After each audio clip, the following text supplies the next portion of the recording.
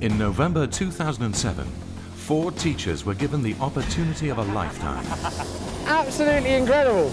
A chance to spend a month in Antarctica.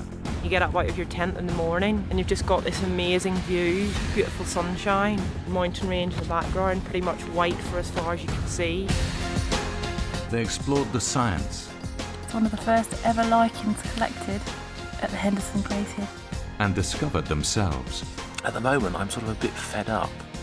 There are several things about life in Antarctica which really get on your nerves. While at home, their students experienced it with them. I've got a class full of children here. All right. They're dying to speak to you. This is the story of how they got there and what they brought back for the benefit of themselves and their students.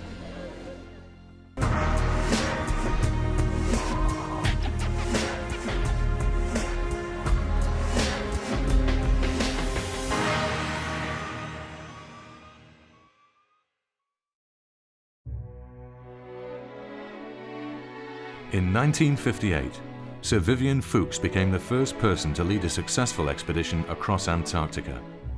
Oh, that's rather a good one. Grinning exuberantly at journey's end, Fuchs at Scott Base enjoying first good meal in 36 days. 50 years later, his son Peter is still keen to promote his father's sense of adventure and love of the polar region. There are countless people I meet who say, "Oh, your father had an enormous influence on my career." And it's really from that the idea of developing the Fuchs Foundation has come, to help young men and women, boys and girls, to have character-forming experiences. To mark the 50th anniversary of the expedition, the Fuchs Foundation was relaunched to promote the study of 2 subjects Sir Vivian was most passionate about: science and geography. Every 2 years, 4 teachers of these subjects are to be sponsored by the Foundation to formulate a science project and conduct it in Antarctica. If you inspire your teachers, which is a very good thing, they inspire their students, and everyone around them sees the benefit, and there's a big multiplier. I'm just preempting if they don't In 2006, a modern-day explorer, Steve Bull, was commissioned by the Foundation to head up the expedition and to choose from hundreds of hopefuls 4 teachers who could live up to the Fuchs name. Following a rigorous selection procedure 18 months prior to the expedition, 4 people were chosen. How do you think that went as a way of bringing across ideas? Youngest of the group is Phil Avery, a geography teacher from Surrey. I think the first thing that stood out was the fact that this was an opportunity which was right up my street in terms of being a geography teacher, that was to go to possibly, in my opinion, the most amazing place on earth. And the thing that made it amazing was the fact that it's so alien to me. The conditions, the environment, the weather, the fact that so few people have been there, and put all that stuff together, and it's just a place that you can hardly imagine. And if you can hardly imagine something, then that's what I want to go and see. So that might help you with one. The second geography teacher to join the team is Ruth Hollinger, based in Sheffield. I think I'm a bit of a sort of self-confessed geography geek and, you know, a real interest in geography. I love sort of travelling, different people, different sort of places, and I think going to Antarctica is a fantastic opportunity to use my experiences to encourage more other young people to take an interest in geography and indeed science. 13 minutes left. You're doing the steps of genetic engineering. First of the 2 science teachers is Amy Rogers from Leicestershire. It's something that I've always had in the back of my mind as a place that I'd like to see, because you hear so much about it on the news and about global warming and climate change and how Antarctica is being affected. And because of all the science that's coming out of Antarctica, it's something that's been on my radar for quite some time. And the chance to actually get there and see it for myself and experience it for myself was something that I really wanted to get involved in. And also it just seemed like a perfect opportunity to try and get pupils in as well, and just to share the experience with them and hopefully to motivate them to just feel a bit more excited about science. There's supposed to be a gene on the Y chromosome that gives you hairy... Fellow biologist Ian Richardson from Cambridgeshire completes the team. I'm fascinated by the challenge of actually making a success of the expedition, you know, of going there, finding out something useful and worthwhile, living sort of successfully out there in really very difficult conditions. So the whole experience is attractive. With the 4 intrepid teachers now chosen, it will be over a year before they and their projects were ready for the expedition. Before they could even think about Antarctica, they had to raise £10,000 to match the same offered by the foundation. Very quickly, the project changed from being this incredible opportunity to simply a fundraising exercise. And that's what it was, writing to companies, running little things like giving flowers for Valentine's Day, going to craft fairs and running a raffle, anything I could do. Sometimes I'd go to events and make £80. Sometimes I'd make £3,000 by selling my blog to a company. So some days were rubbish, some days were superb. Should be your duvet, because that's full of feathers, just like your duvet. Things like today, the Crawley Down Village Fair, probably will only make £80, £100, but my philosophy all along has just been to keep it ticking over. It's horrible if the money just stops coming in completely. And for one member of the team, it was an excuse to get dressed up. It's been a real slog so far. It's writing lots and lots of letters, not getting very much response, and just really a big effort on time and commitment, trying to get people really aware of what you're doing. And it's been a real slog, but it's been really rewarding as well. The fact that they have to contribute £10,000 is quite challenging. The fact that they spend 18 months training is quite challenging. Doing all this while still holding down a full-time teaching job. So that's quite some challenge. But this trip would be no holiday. Because the Antarctic is the harshest continent on Earth, the team would have to be acclimatized, and expedition leader Steve Bull organizes a trip to Norway. But it isn't solely to test the teachers' stamina in extreme circumstances. The aim of the whole expedition is for them to do science projects in Antarctica that can then be fed back and inspire children in schools. So this Norway trip is the trial of the science projects. We need to make sure that your science projects, that each individual teacher with their individual project generates enough material for you to be working from 10 till 4 in the afternoon. Have you got the right collecting materials, sampling materials, find out what works, find out what doesn't work. Only then will we know that when we get down to Antarctica, that when you're there for 28 days, are those science projects going to be robust enough to withstand up to that?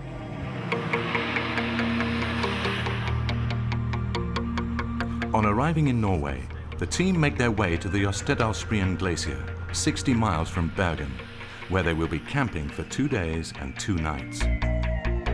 It's the largest glacier in Europe and only accessible on foot. A tough climb over some demanding terrain, a test in stamina for any budding explorer. They said, oh, it's only a 4-kilometre walk from the minibus up to the glacier. You sort of think, oh, that's just like down the road from my house. You don't sort of sometimes put it in context, and none of us have ever been to Norway before, so I suppose it's just getting used to local terrain. The trip to Norway is also a chance for the teachers to meet expedition guides Carolyn Bailey and Carl Alvey, who would ultimately travel to Antarctica with them. We're going to get secondary movement behind that, aren't you? So the only thing about that is that... Barely a mile into the trek, and Ian, plus Blister, is already in need of their care. I knew I was reasonably fit, but I was conscious that I just didn't have the spring, particularly of sort of Phil and Ruth, who seemed incredibly sort of outdoorsy and fit, and I did worry slightly that I would struggle to keep up in certain circumstances. Ian has been a biology teacher for 19 years, and with a family, of all the team, he has the most commitments. Well, it's difficult. I've never been away from my family for more than a few days, so this is the most substantial period of time I've been away from my wife since we were married. So yes, that's probably at the back of my mind quite a lot. The expedition to Antarctica is coinciding with his daughter's leaving for university, an upheaval for the family in itself. That's kind of starting to sink in now, is that it is actually, I'll be away, so Mum will be on her own. But no, I'm just basically really excited for him because he started off doing research before he started teaching, and so it's nice for him to be able to go back to that again as well. Relishing the trek to the glacier is Sheffield-based geography teacher Ruth Hollinger. She's no stranger to challenges in far-off countries. I spent about a year of my life on a bicycle cycling from London to the Earth Summit in Johannesburg in South Africa. And if you're going to have an opportunity to sort of have some of those experiences, then you've got to take, you know, the rough with the smooth. You've got to be prepared to endure difficult conditions, being really hot, being really cold, being really miserable, being really happy, and that's what makes the experience at the end of it.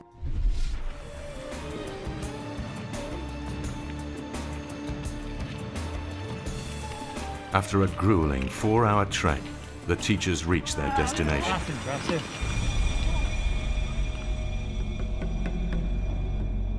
Jostedalsbreen is a 1-mile-long sheet of blue ice, formed 18,000 years ago during the last ice age.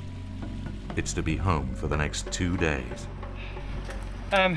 Bit odd, you've been stumbling across nice, dry, warm gravel up till now, and then you get on this stuff and it looks as a sort of covering of gravel and dirt and moss, and it looks like it should be really grippy, but it's a tiny little covering. Underneath is just blue ice, really, really slippery. Right, shovel that lot down there, and I reckon A little tricky too to put up a tent and secure it to the ice, but it's something they have to master, because these are the very tents they have to erect and use for shelter in the Antarctic. I mean, I would say that camping on a glacier in Norway, it was a bit grim really, because everything's cold and wet. But that's probably a good test, you know. If you can cope with that, then you probably cope more easily with Antarctica. It's a good job that camera doesn't have smell-o-vision on it, that's all I can say. Bit of a restless night on the glacier, just really quite solid sleeping on ice, and I've got a thin, well, not thin, this is quite a thick foam mat actually, and although very good at keeping the cold of the ice away from me, it's not the most comfortable thing to sleep on.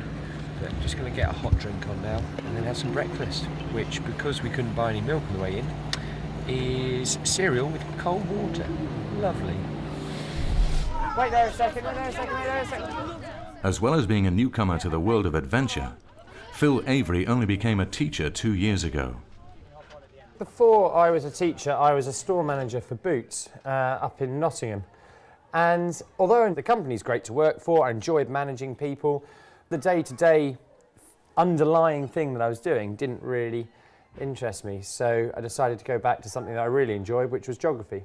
And teaching was brilliant fun.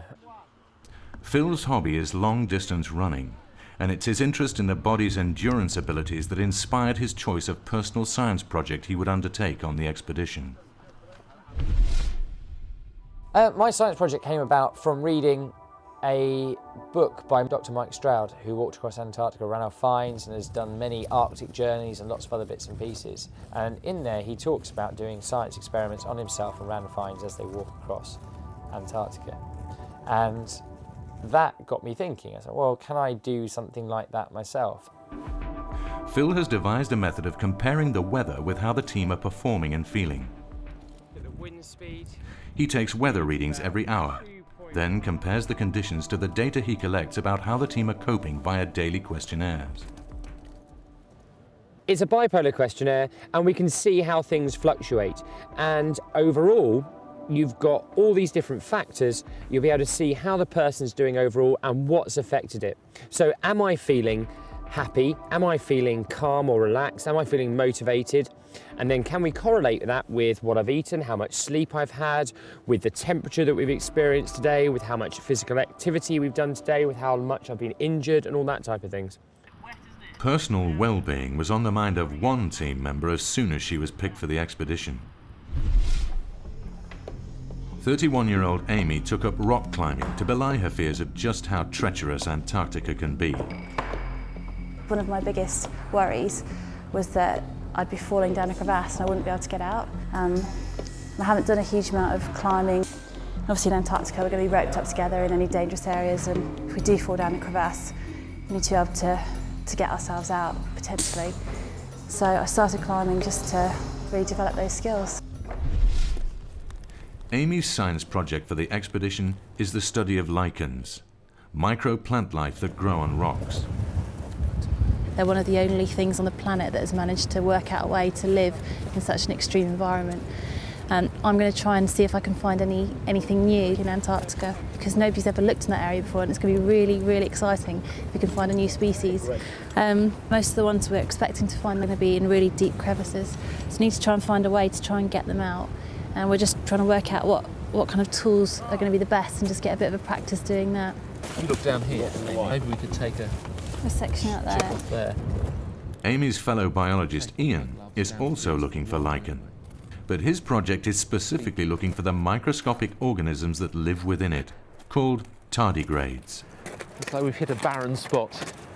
Tardigrades are ubiquitous on the planet. They're just hardly anywhere where you can't find them. In Antarctica, there's only about 4 species of these little creatures that have been found. And we don't know which ones necessarily were going to turn up in this sort of environment or in what numbers.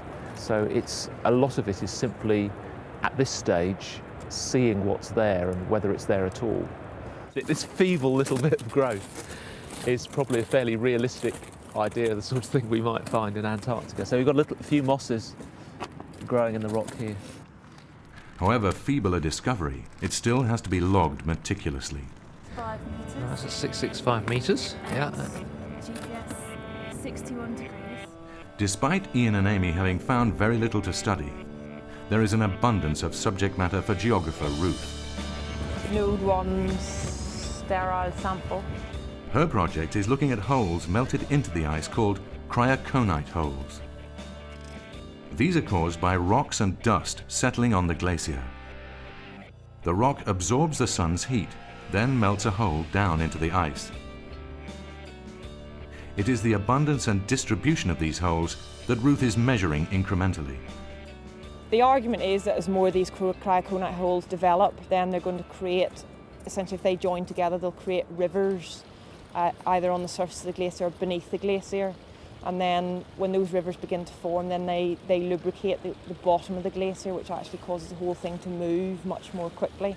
So it's linked up with issues to do with climate change and global warming.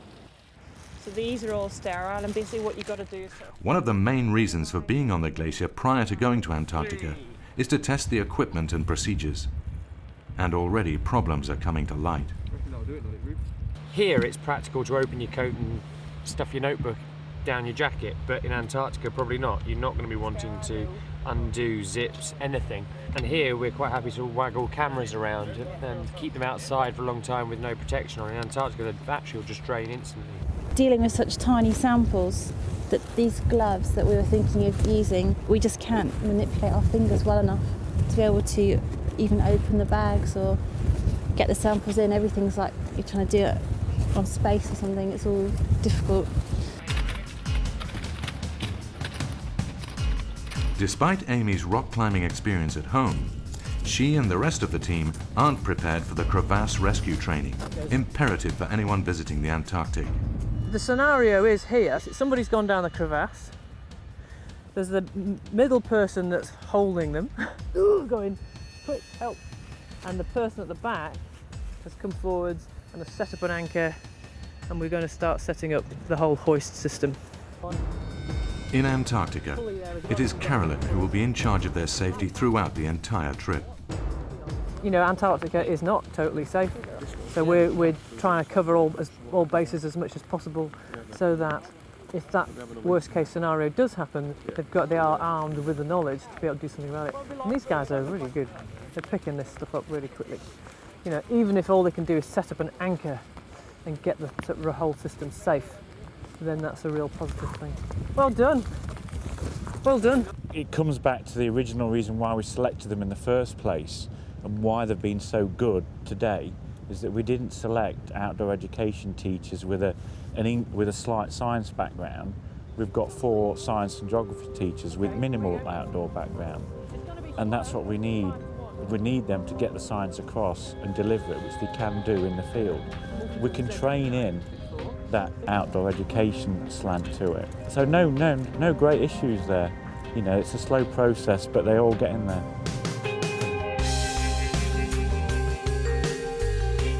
Cold and tired, the team leave the glacier and end their stay in Norway with a debrief at the bottom of the mountain.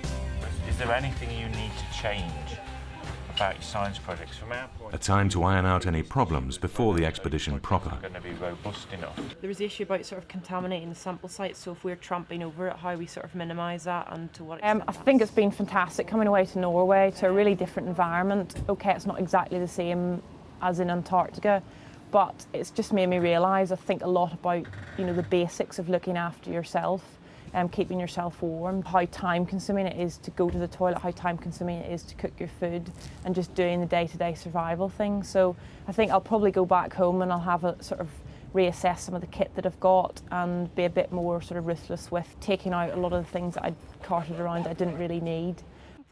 I actually think the aspects of getting on together as a team is very important. I mean, the nice thing is that, you know, Phil and I are going to share a tent for a month. And you always worry that you're going to drive each other around the bend, you know. And I feel as if we've got on well and we've managed to develop a sort of tent routine. So it's nice to go to Antarctica knowing that we can survive without hating each other within a few hours. But the expedition to Antarctica is still 2 months away. And as the team head back to Britain, sponsorship and funding for it is still uppermost in their minds. Not least, Ian. As well as the £10,000 that I've had to raise, I've also got to stand the loss of 2 months' salary and the cost of something over £2,000 to £2,400 worth of cold weather gear and other things that I'll need to purchase, and that is very, very tough on a teacher's salary. In conversation with the other 3 who were going, they'd all arranged basically to take unpaid leave. But I think that they're in a very different situation from me, with teenage children, you know, going to university and school, a big mortgage. But this is not a good time to be having cold feet. I don't think he realises now the reality that because he signed the participation agreement, he's not only incurring all the costs of his training in terms of food and accommodation, but now we're packing this, he's incurring all the costs of this. The longer he delays, then he'll start to incur the shipping costs. So he's got to find 7,000, but if he pulls out, he may have to find nearly 3,500. Red, like a red? On the verge of pulling out, but desperate to make the trip, Ian doubles his efforts in attempting to raise all the money needed.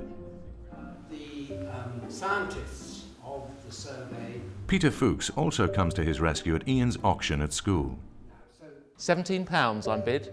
It's £18. I just felt I had to grit my teeth, resolve that I was going to raise as much money as I possibly could in as many ways as I could to try and cover at least some of my costs, and just go for it.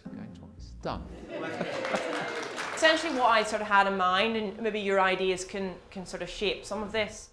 As the expedition departure date looms, the teachers are also keen to develop the enthusiasm of students, both in their own schools and beyond.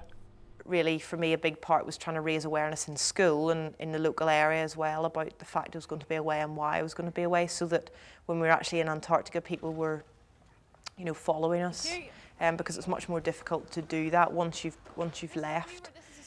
You know, you can explain to students what you're doing and giving them an opportunity to ask questions and giving them an opportunity to be involved is much easier when you're still here. So that was probably my focus in the sort of 2 months before we actually went. The night before leaving Britain, and the team meet at the expedition's HQ for final preparations. With them is Ian, whose last-minute fundraising efforts have paid off. And that's just the same weight. The actual 4-week expedition, although it's going to be quite physically demanding in the cold and the isolation, they'll be able to cope with that because they've kind of gone through an 18-month training period of determination and working together to get here. So they've done the hard bit, now they've just got to go and make it happen. The expedition begins with a short stay in Chile, where the team have to wait for good weather before catching their charter flight to Antarctica. It's a chance for them to contemplate their forthcoming adventure and for one last check of their kit. With clear weather, the final leg is flown in an old Russian bomber.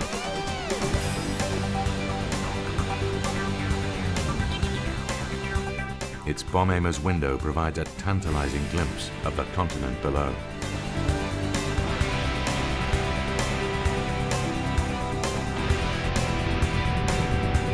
After an uncomfortable 4-hour flight, they finally arrive on the blue ice of Patriot Hills, Antarctica. 600 miles from the South Pole, it would be their first taste of what life would be like at the bottom of the world. I don't think it meant too many points. I imagine what it would be like, because there was always tomorrow's school, or there was a bit of fundraising to do, or there was, I don't know, just something else going on. Never could have imagined it like this, even if I had sat down and thought about it. In the next episode, life in Antarctica hits home. 13 days since I've washed my hair. It's not a pretty sight. And their science projects become problematic. The holes are frozen. You've got to do a lot of digging to get at them. And they undertake an expedition into the depths of the continent. There's no wildlife, there's no humans. They've been totally on their own for the best part of 3 weeks in the middle of nowhere.